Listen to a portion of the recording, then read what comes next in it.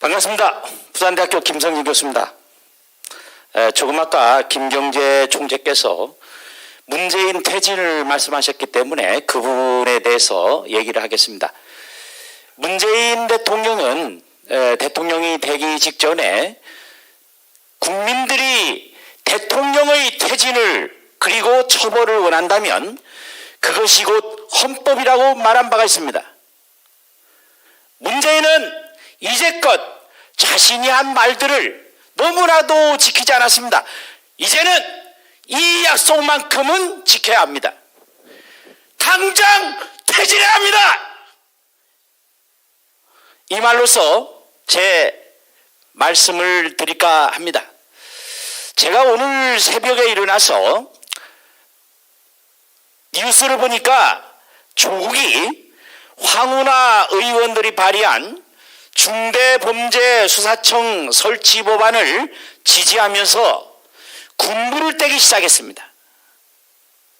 법으로 정해진 특별감찰관은 전혀 임명하지 않고 문명국가에서 유례없는 공용 권력기관인 공수처를 설치하는 것만으로도 모자랐어.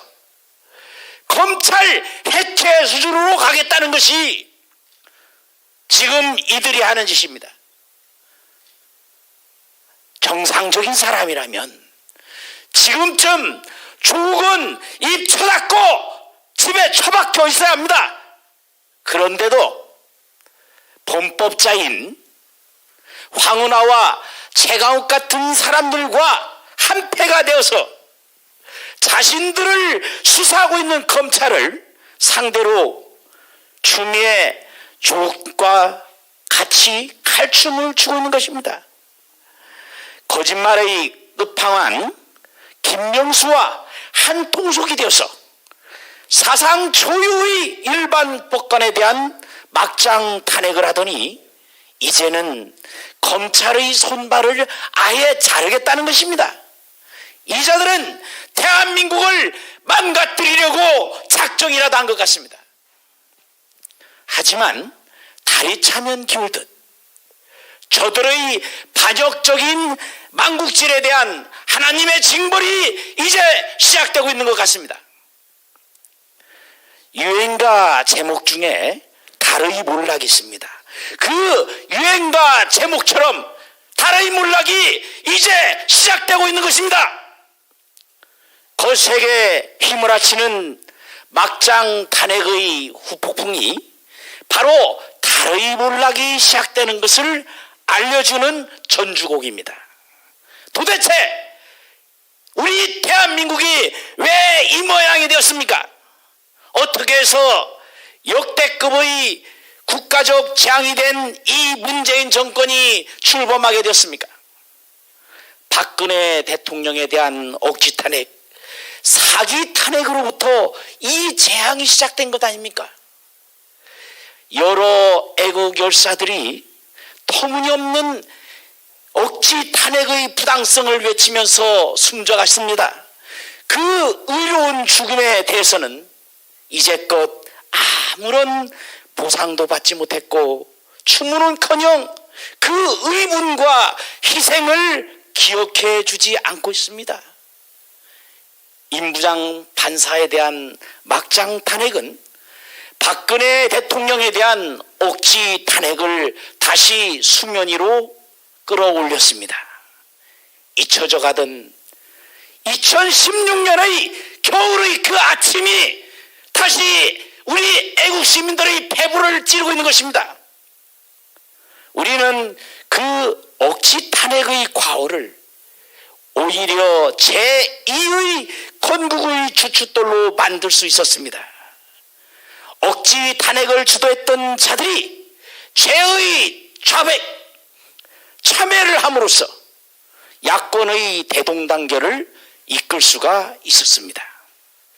그렇게 되었더라면 2018년도의 지방선거, 2020년의 총선에서 분명 압승할 수 있었습니다. 그런데 우리는 전광훈 목사께서 이끈 2019년도의 광화문 집회에서 그 가능성을 충분히 엿볼 수 있었습니다. 4.15 총선에서의 참패는 부정선거의 탓이 크기도 하지만 야권의 대동단결이 이루어졌더라면 저들이 어떻게 감히 부정선거를 꿈꿀 수도 있겠습니까? 하지만 억지 탄핵을 주도했거나 이에 부역한 자들은 끝내 자신들의 역사적 과오를 인정하지 않았습니다. 오로지 애국심 하나만으로 그 긴긴 날에 피와 땀과 눈물을 아스판트로 적신 그 존경스러운 광화문의 애국 시민들을 극으로 몬 뒤 가룟 유다도 같은 세력과 손잡기 위해서 스스로 자멸했습니다. 그런데 그 자들은 아직도 자신들의 역사적 과오를 인정하려 하지 않습니다. 그러니 자유파가 숨을 헐떡이며 간구해도 그 어둠의 끝이 보이지를 않는 것입니다. 그렇게도 탄핵 반대에 온 힘을 쏟던 사람들이 박근혜 대통령 탄핵의 선두에 섰고 그 사실을 자랑 삼아 내세우던 사람을 보수의 여전사라고 추켜 세웁니다.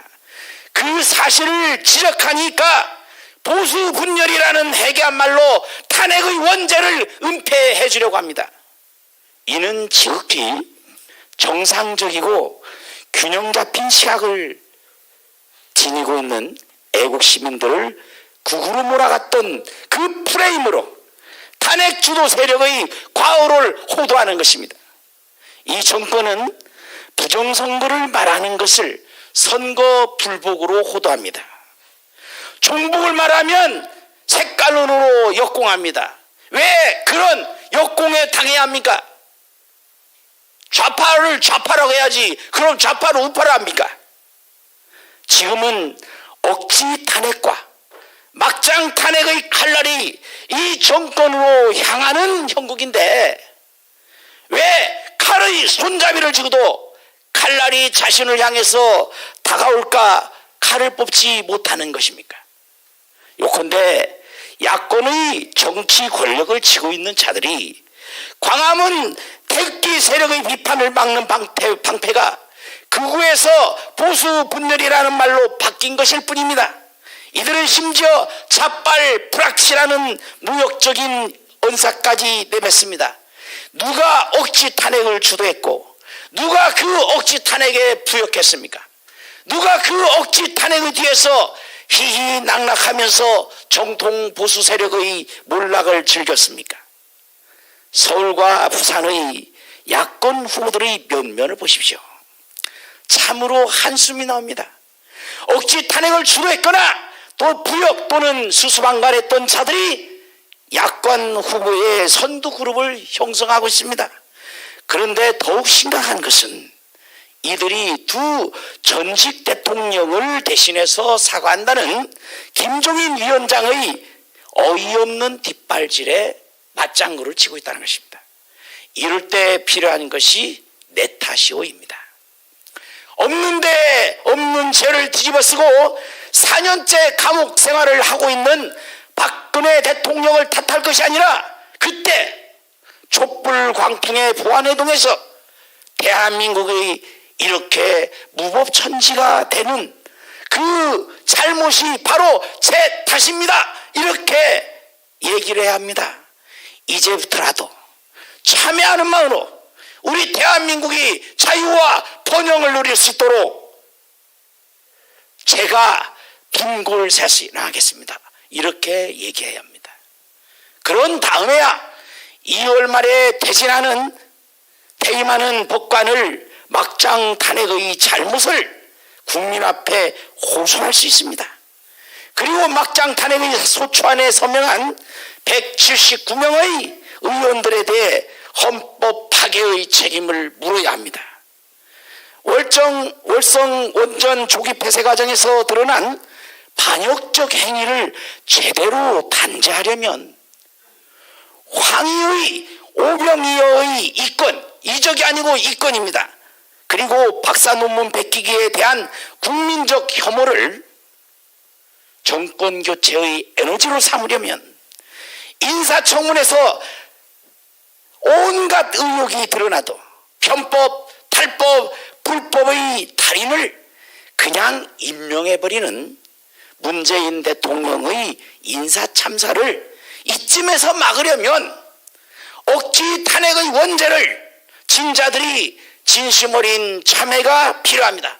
이것이 곧 시장 보궐선거에서 승리하고 저 무도한 좌파 정권을 무너뜨리는 판관계인 것입니다. 지금이 바로 싸우지 않고 이기는 상책 중의 상책인 판관계를 쓸 때입니다. 김명수의 거짓말이 막장 탄핵으로 드러났던 것처럼 박근혜 대통령에 대한 억지 탄핵의 진실도 결국은 밝혀질 것입니다. 시민들은 억지 탄핵의 과오를 잠시 잊을 수는 있습니다. 그렇지만 역사의 거울 앞에 쓰여진 거짓과 가오는 잠시 먼지로 덮여질지언정 그 기록 자체는 결코 지워지지 않습니다. 그때가 다가오고 있습니다. 어둠을 물리친 새벽이 온 천하를 밝혀주는 그때에 힘써 일할 수 있도록 늘 깨어서 기도하기를 애국 시민들과 해외에 계신 동포 여러분께 간곡히 호소합니다. 감사합니다.